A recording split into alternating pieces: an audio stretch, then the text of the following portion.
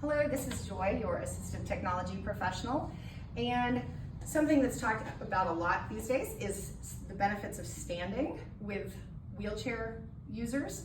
And one of the issues is, of course, that insurance isn't really covering standing right now. Hopefully that will change. There's a lot of advocacy happening in that direction.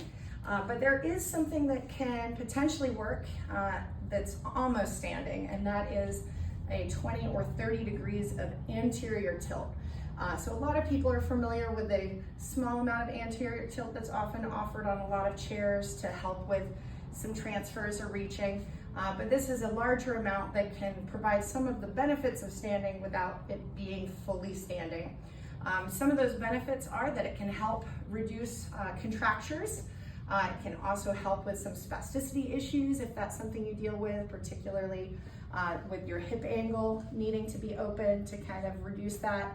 Another thing is that it can provide some weight bearing so that you are actually putting some weight on your legs to help with bone density issues. It can also help with offloading. So people are very familiar with the tilt feature to offload, but then you can also go the other direction. And then of course it can help with your activities of daily living, being able to be in kind of a standing position or almost standing, reaching those cupboards, things like that can be incredibly helpful. Another great reason for it is to pull that fan switch or light switch, things that are just kind of out of reach. Now I'm going to show it to you on this TB4 system with Quantum. We're looking at a Stretto chair, but it's offered on all of their chairs. And what you do need in order to be safe using this is some type of a knee block. Okay, so this knee block is removable, but it can also have the added benefit if you don't have a lot of movement or no movement in your legs. It can kind of help position your legs correctly. So what you want is this is going to kind of be positioned kind of under your kneecap like that. And so when you are in this position, it's just going to prevent your feet from sliding off that foot plate, either forward or to the side. So it just kind of keeps you in position. And then also you need some kind of support for your chest so that you're not falling out of the chair. This is one option. This is padded and we can change the height, we can change the angle of it, but you could also get a chest strap, so kind of like this, but around the chest if that is more comfortable for you.